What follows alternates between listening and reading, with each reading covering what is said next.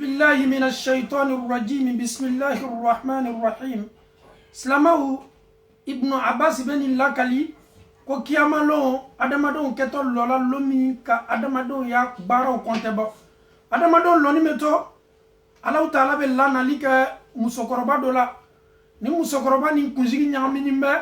akunzi do be olu fini me shamta yoro do be olu bani me musokoroba ni nyimbo ni me kenma fambe fe bela jeni meslana ni musokoroba nye anyala yeli chekadu ko duya ni musokoroba gbela mo wala bebe gbere ka bebe slam musonye na gbela mo mi na kitikelo bebe slam ni musonye slamao ibnu abbas ko mo ke to folale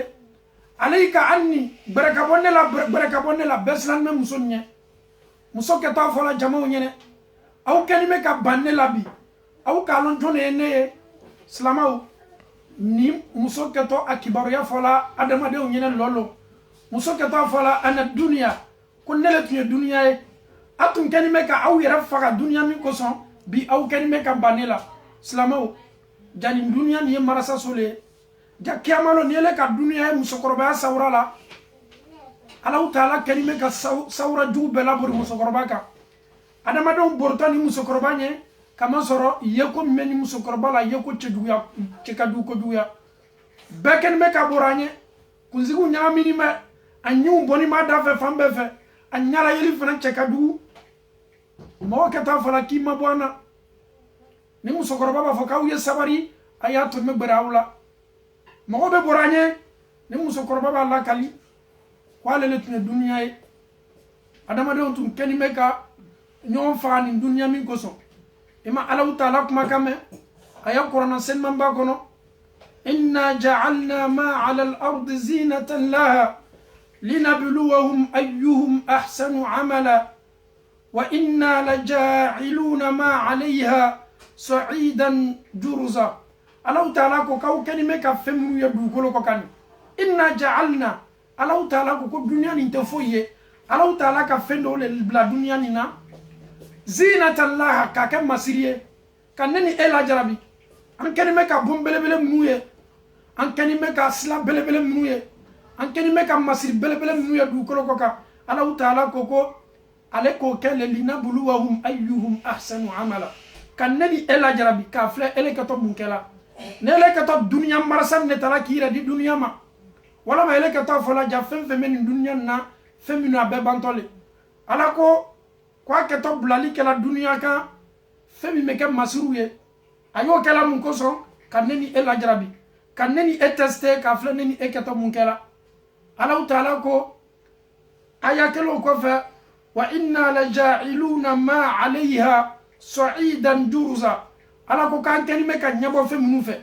an keni me ka nyera fa femunu no fe du ko ka ala ko ka kete dum bela jeni kala poussière ni bamay ka belata sa'idan jurza ala ko londo seto ni kilo du ko ni koka ni kilo te bon foye antu keni me ka an fanga bambo minu lola antu keni me ka an fanga ba mamil ba minu sana antu keni me ka an fanga ba dunya min talaka blanc ndoni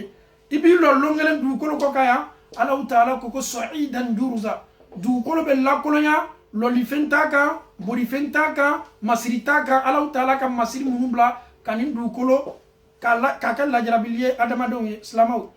neni e aya ni foni ko neni enyene neni ebese angra fara ni dunya ni ko somuna neni ebese anya ni dunya nyana maya ni kala baraju manela ni ko fe islamau dunya ni tesoye ikamala nyanya ala taala ko kitato ele kalme kira di dunya ma kiamalo ni dunya ira ni la lebe bor dunya ya subhanallah ikato burla ni musokoroba chejunya kama so chejuya sugu belani maka dunya keto fola kitumira dilanelema kaso ne rete foye salamaw ele mi me warnyina Allah taala kalime ki le minka damandala barakala ele mi fana mi ya war sorla kunana meshi do dabla ya lon ka fo kibe meshi min dola Allah taala ya danga bika ibado la mo minu kuna Allah taala ko lu fana danga ni me ele mi me meshi ferela Allah taala ko ki danga ni me ele mi mena na meshi sanga di musoma ele fana danga ni me salamaw anya lon ka fo ni dunya ni marasa sole e kanime ka dunya ta ka ki kunoniye e kelme ka dunya ni ta ka fo alala ni ne bola ay fo ne nyonte ele ka to burla dunya ni kiamalo ele ka to burla ni muso korba che dunya ele min kelme ka adama do yanna folo namara ele min kelme ki ra di riba domma ele min kelme ka fo kame to bule akame se ko bekala ala taala ko ele fanama inna nahnu narisul ard to bula farafina ala taala ko kale le kelem peketon nu chetala ika femfe loni du ko ka isa to ka betoy Allah mato masa kele mi mawali ala taala masa ala taala kele ne be du ko cheta salama ni kaka kanani eso akilla nani etolo be se dona mi wajibili kan suni nadi amanyera to ni dunya bolo marasa sobulo nani etolo be se dola ni nanya mama amanyera to adama de bolo ya nafili islamaw ala taala ka here bake nani aka fisamantia badi adama de ma katme damfen to beka ele ka ala taala ya fisamantia Allah se ko amani ko malon may ka julum ko ke ki era ba ala taala la ki era bla bara min toria bi la se jahannama kono kaliman yakun ma jambela janma ala mo kala islamaw ibn abbas yalla li kambi me folani dunya ke to kala musokorba su minyeni be borta musokorba minye be ke to fala ala la ni chaka dunte fa berena anya lo ka fo kanu mo dunya so le lani anu ket be ka am fanga bani dunya la ka ala taala diyan kaliman yakun ma dama ala mo kala mo munu kenime ka dunya ni taka ko kundoniye ka ala taala diyan ka nunu dusukun change ala mo kala ka hakli nyuma di islama bela jani ma ala mo kala mo munu kenime ka adama de yan valeur bala islama be se diyan nya mama ka nyom bawneni ka nyoya jamana uneni ka faso uneni o be adama do ya ke walule ala kara ko sallallahu alaihi wasallam islama munu be nyon na facebook ka alu munu be nyon na dunya fambe fe ala kara ko awma iza lam tastahyi fasna ma shi'ta koni adama dem bana maloya ila ka toy che wala ma muso kiye barake bara min kidia je bara fo bara min kidia adama don kenime ka adama de valeur boala anga jodi melakaw ma de melakaw ko ala nika adama don bla du ko ka nyon joli bon nyon korafo nyon kala ko to le kala salamaw anga jodi melakaw ma on kenime ka adama de dambe beba anu kenime ka adama de ke ba fo ko sogo ali sogo ten ke nyona ele malon ka fi be dunya minani dunya la bi marasaba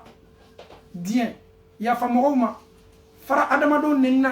fara jamana nenna fara ini adama de minu mo sukele na bana fala ko la ilaha illallah ambe adama de sukele alu salama minu fana me adama do la sulani baranna ababe dul musoro allah taala ko qur'an kono kwanye la bembla salama ni nyonche foka be ani nani foka be nyo ole cheka kalima nya ko ma dambala jani mala mo kala dunya kanime ka ambade minu marasa ka allah taala dien ka salama do bela jani mala mo kala أقول هذا القول وأستغفر الله لي ولكم ولسائر المسلمين من كل ذنب فاستغفروه إنه هو الغفور الرحيم. السلام عليكم ورحمة الله وبركاته.